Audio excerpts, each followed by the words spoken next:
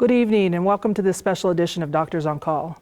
I'm Dr. Mary Owen, faculty member at the University of Minnesota Medical School Duluth campus and family medicine physician for the Center of American Indian Resources of the Fond du Lac Band of Lake Superior, Chippewa. I'm your host for our special program tonight with noted epidemiologist Dr. Michael Osterholm. I want to note that this is a pre-recorded program and all questions were received prior to tonight's show. If you'd like vaccination information, please go to the Minnesota COVID-19 connector page listed below. We'll also have the website link on our webpage. Joining me by Zoom tonight is Dr. Michael Osterholm, head of the UMN Center, University of Minnesota Center for Infectious Disease Research and Policy. We'll be discussing the current state of affairs regarding the COVID pandemic and answering viewer questions received through email. Dr. Osterholm, thank you for joining us tonight. Well, thank you very much, Mary. It's really good to be with you. Thank you.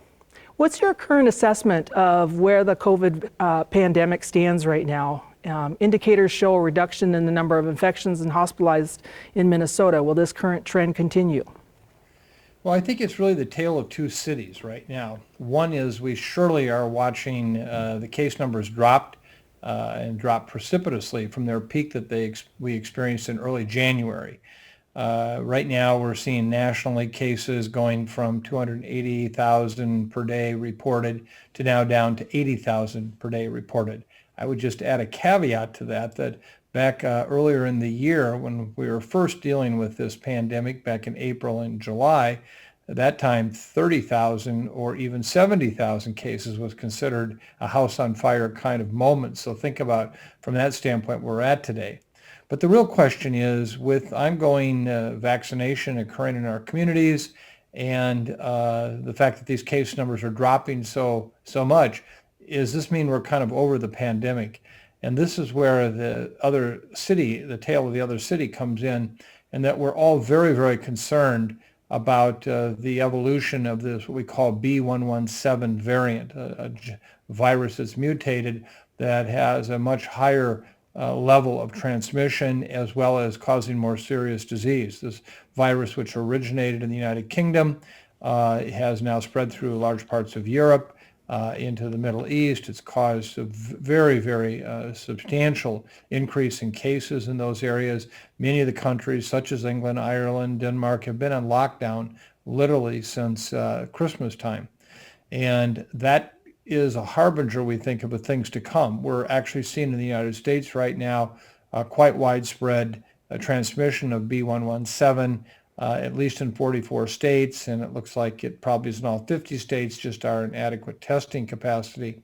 And if you look at the natural history of what is happening here and compare that to what happened in November and early December in Europe, it's like a deja vu all over again, meaning that early on there weren't that many cases that were causing the numbers for the countries to increase substantially, and then all of a sudden it took off almost like a match to a pile of dry kindling. And what we're concerned about is as we get into March, we're going to see a major surge of B117 occur in this country as well as in Minnesota. I can say right now that we don't have nearly enough people protected either by vaccine or by natural infection to have a dramatic impact on the potential surge. At best right now, 35% of the Minnesota and nationwide population are immune from either having had previous infection or as a result of vaccination. So, we hope that this B117 surge doesn't occur, but all the indications right now are as it will. And so we're going to see potentially a very rapid and dramatic change in that case numbers coming down and going back up again.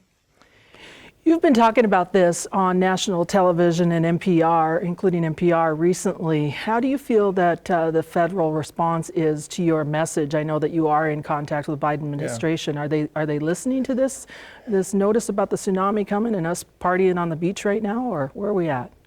Well, I think that at least some of the government's listening to it. The Centers for Disease Control and Prevention, the CDC, actually put out a report almost a month ago highlighting this B117 situation and actually warning that the case numbers could peak in March from the B117 in this country. And again, as I say, when you look at what it's done in other countries in the world, it's a big concern. Just, a simple but yet not so far from home event is what's happened in Newfoundland, for example. They've had more cases in the last 2 weeks from B117 than they'd had in the entire pandemic up to that point. And we're seeing clusters like this beginning to develop in other areas, also of North America. So I think the challenge right now is understanding just how much B117 will increase and what it will do to the rates of hospitalization, serious illness, and deaths. As we have said over and over again, the strongest risk factor for bad outcome with this virus is age. 80% of all the deaths in this country are in those 65 years of age and older. And that's the challenge we're faced right now is if we continue vaccinating as we're doing in terms of who is targeted for vaccination, whether we use 2 doses or a 1-dose deferred second dose till later in the spring, we could easily see 30 million Americans 65 years of age and older who will not have a drop of vaccine before the end of March. That would be a real tragedy. Regarding that statement of needing to use the 1-dose vaccine and hitting as many people 65 and older, some populations, including my own, Native American populations, but also African American populations and Hispanic populations, have seen this virus hit and kill at younger ages. So given that we are hit, and we're also hit at much higher levels or numbers than the general population or the white population. So would you suggest that we also recognize that piece and vaccinate for younger in those populations at the same time with the 1 dose? Yeah, Mary, the challenge we have right now is whether you're a teacher, whether there is racial and inequity that occurs, etc. I'm sitting here looking at how can we save the most lives? How can we actually reduce the overburdening of our healthcare system to the point of compromise in care? And as we've just put out a document this week, really exploring that issue, acknowledging the point that you just made, also acknowledging that there are other groups that believe that they should be at the top of the list, such as teachers. In the end, again, even taking into account racial inequality, we have shown that if you vaccinate 65 years of age and older, you'll save that many more lives. So we don't want to leave anybody behind, no one.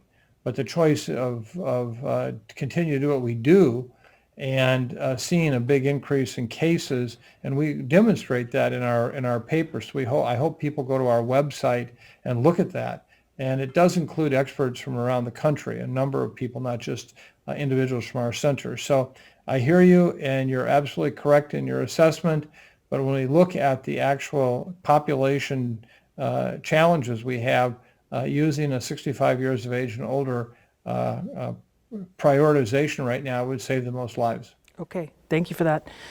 It's said that the faster that we get everyone vaccinated, the less chance we have for the spread of the variants. It doesn't spread quite as quickly. Given that how slow our vaccine rollout is occurring, are we doomed to always be chasing our tail? What's your thought on this? Well, the variant situation deserves a little bit more explanation. We've had variants since day one with this pandemic. What they are just viruses that have mutated, have some change in the virus. It's only been really in the last 3 months that we've talked about variants of concern, meaning that of the thousands and thousands of variants that have occurred, are there ones that take on special characteristics that make them even more challenging or dangerous? And the 3 buckets of concern we've had with variants of concern is, number one, are they much more transmissible? In other words, as we've seen some, they may be 30 to 70% more transmissible or more likely to transmit the virus to someone else. Number 2, do they cause more severe illness? And we surely have evidence that that's occurring with some of the variants. And then number 3 is one that is overshadowing all of this, is do they evade the immune protection provided by vaccines and natural infection? And so far, the B117 variant that we have confronting us now in North America really fits into bucket 1 and bucket 2. Clearly, it's much more transmissible, and clearly it causes more severe illness. We don't have evidence yet that it's actually evading the immune protection afforded by vaccines or by natural infection. Now, there is a new B117 strain in England that has just acquired that, but we're not seeing that circulate widely at all through much of the world. Then there are two variants that have received lots of attention, P1 or 1135. P1 is from Brazil, 1135 is from South Africa. They have spread to some degree around the world, and in fact, P1 has been found right here in Minnesota. But their spread has been quite minimized relative to the B117. These latter variants would obviously be of real concern if, in fact, we were to see vaccines be reduced in their effectiveness because being infected by one of these variants. It's still unclear to us just how much these vaccines would be compromised, but it's surely something real there. So when you ask, are we going to be out of the woods with vaccination, it's going to depend a lot on what happens with the variants, which then leads me to my final point, is that right now we all want to get ourselves vaccinated. And I understand that. As a country, we want to use the vaccine here. But we have a global obligation for vaccination, which I think is compelling. And it's not just based on humanitarian reasons. Surely that's sufficient or enough to want the world to get vaccine. But what we're seeing these variants spin out right now, where they're actually beginning to occur, is in fact in the face of natural infection and the immunity from that. And so if low and middle income countries continue to see transmission of this virus at a high level, it's going to keep spitting out variants that are going to now be dangerous to us and the rest of the world. So getting the low and middle income countries protected is a huge priority for us right now. We need to do that, not just for humanitarian reasons, which is enough, but because also it's a very strategic response, meaning we don't want to have vaccines in high-income countries become compromised because now we see variants circulating that developed in low and middle-income countries that we could have prevented with more vaccination. That's the challenge we have. So I wish I could give you a clear-cut answer. I'm hopeful. I hope that, in fact, by the middle to the end of next summer, things are going to be much better in this country. But as you and I both know, Mary, hope is not a strategy. And so it's going to really depend on what happens with these variants. Thank you. That actually is really helpful, and it does answer another question by one of our viewers.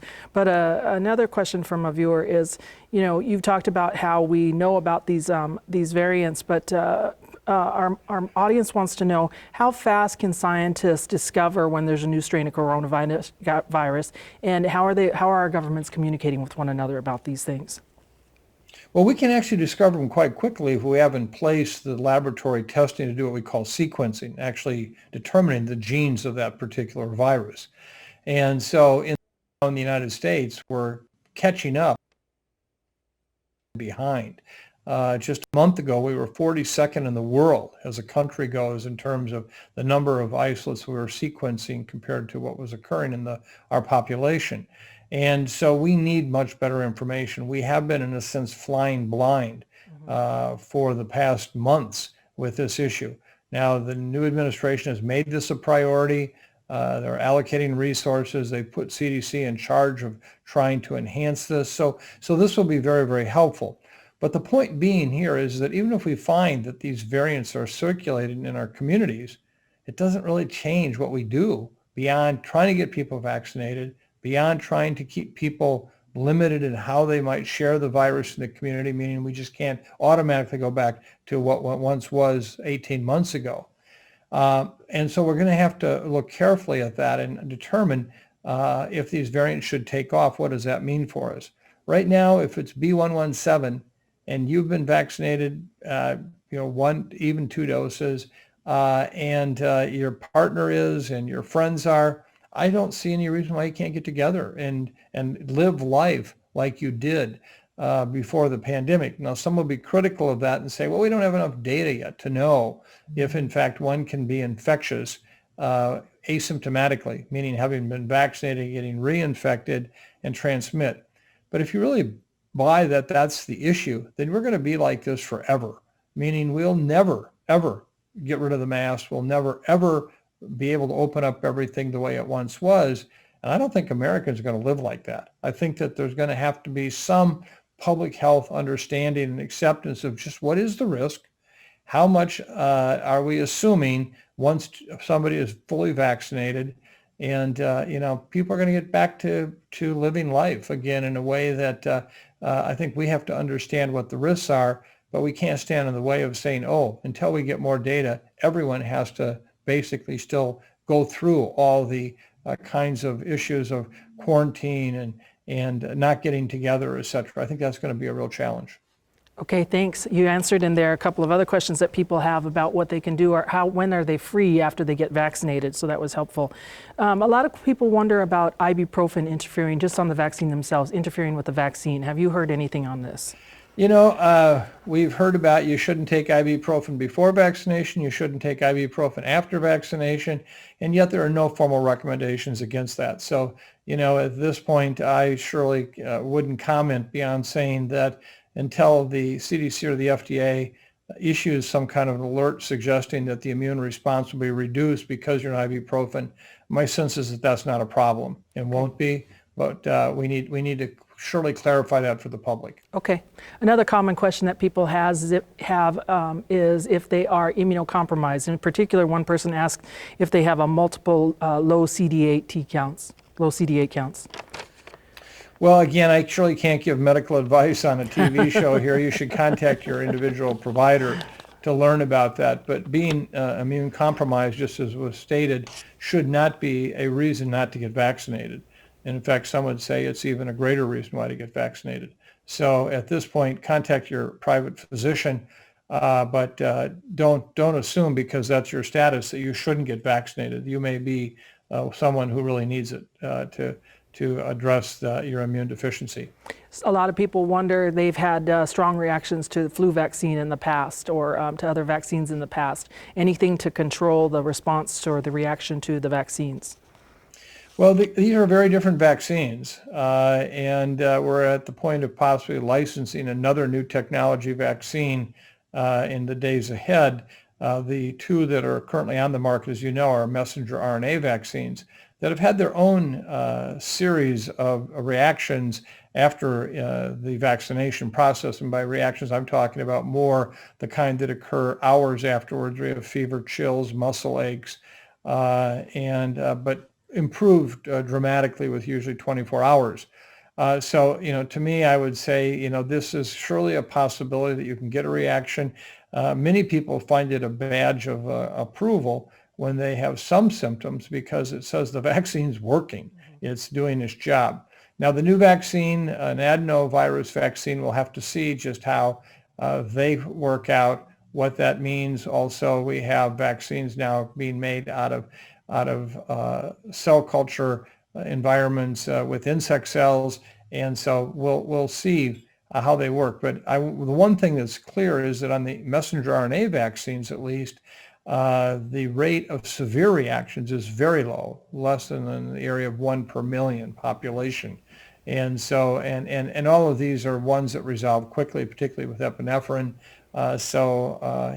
In a sense, we wouldn't surely tell you not to get a vaccine because you've had a potential problem with influenza vaccines. That would not be a contraindication for getting this vaccine. Okay, we're going to jump back on a question to regarding the variants.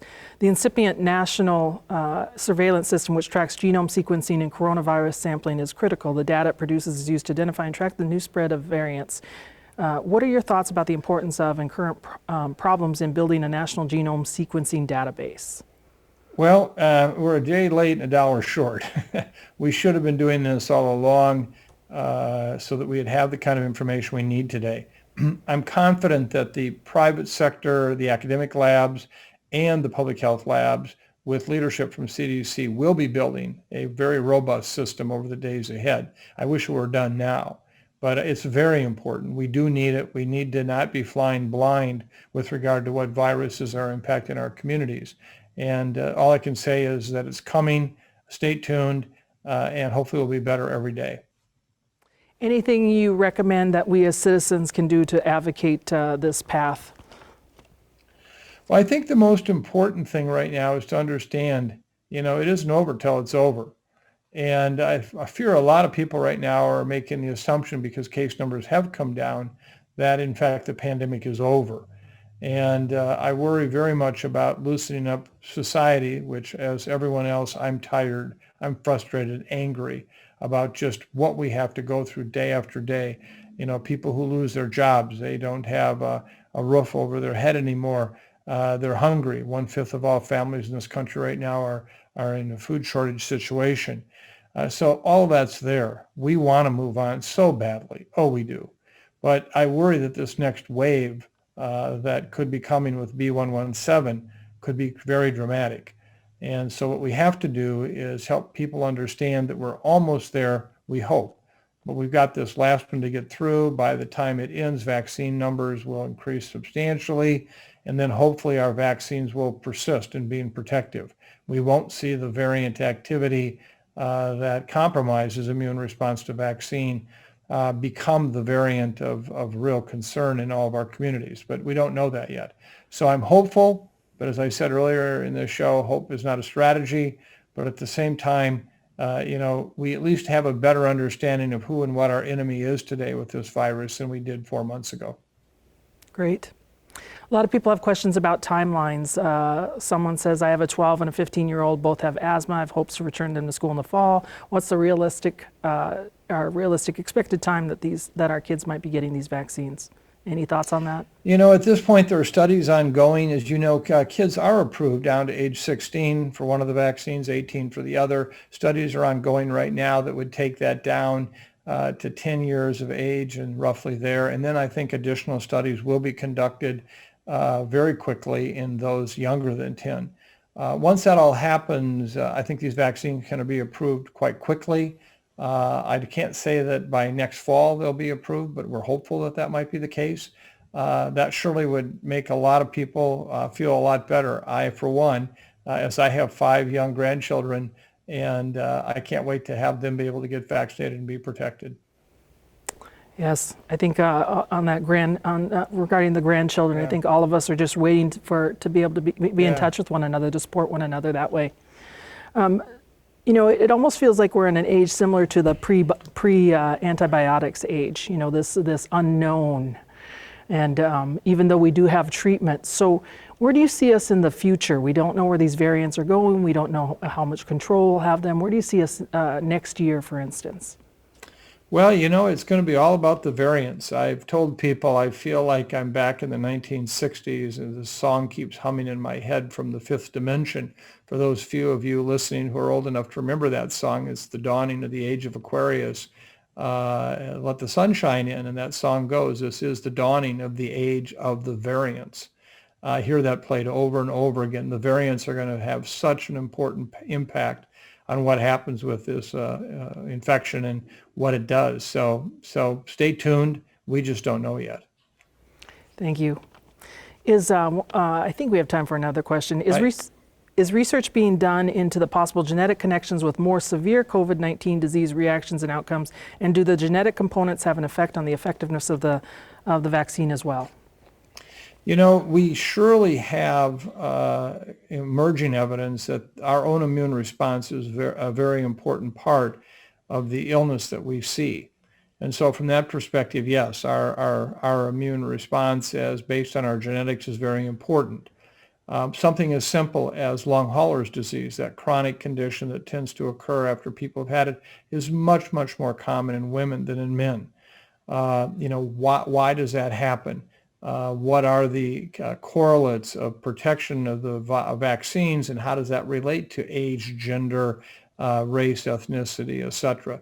So I think at this point, yes, it does, and we're going to be learning a lot about the genetics and the immune response of humans with this virus for the years to come.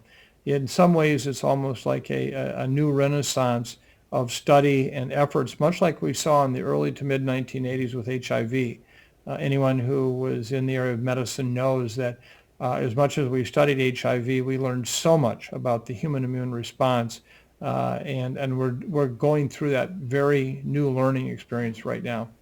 Someone asked a very specific question regarding that our immune system and the immune-compromised status, and that's, do you think it's possible that the immune-compromised COVID-infected patients and other chronic infected receiving ongoing COVID medical interventions without cure could be the next typhoid Mary of these pandemics?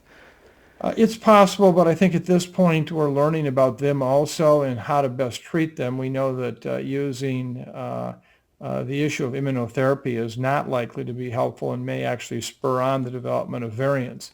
But I think this is where drug discovery is going to play a very important role. Dr. Osterholm, we just have about a minute or so. Is there anything else that you would like to tell us? No, I think you hit it all. I appreciate the opportunity to be with you today, and thank you, Mary, for all you do. UMD is clearly a very, very important part of our educational experience in this state, and to all of us that love the Duluth area, we just are so glad that you're there and I could be with you today. So thank you.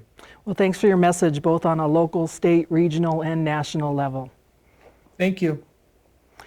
I want to thank Dr. Michael Osterholm tonight. The discussion tonight is both timely and informative. Thank you for watching, and good night.